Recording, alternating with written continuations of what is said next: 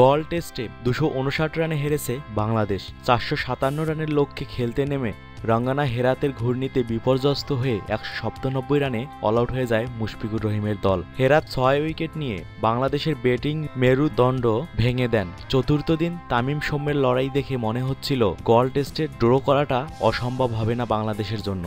কোনো উইকেট না হারিয়ে 67 রান তোলে টাইগাররা। তবে পঞ্চম দিনের শুরুতেই পথ হারিয়ে বসে বাংলাদেশ। লঙ্কান স্পিনারদের সামনে টানা উইকেট হারিয়ে বসে মুশফিক বাহিনী। দিনের প্রথম বলেই আউট হতে যাচ্ছিলেন সৌম্য সরকার, তবে দ্বিতীয় বলে আর রক্ষা পাননি বাংলাদেশি এই ওপেনার। ক্লিন বোল্ড হয়ে ফিরে যান প্যাভিলিয়নে। এর মাত্র 2 ওভার পরেই দিলরুয়ান পেরেরার বলে লেগ বিফোর হন মমিনুল হক। রিভিউ নিলেও রক্ষা পাননি মমিনুল। বাংলাদেশের রান তখন 80। চতুর্থ দিনের সঙ্গে আর মাত্র 13 রান যোগ করতেই 2 উইকেট হারালো সফরকারীরা। এরপর তামিমও ফেরেন অল্প রানে। গত দিনের সঙ্গে আর 6 রান করতেই ক্যাচ দিয়ে বসেন তামিম।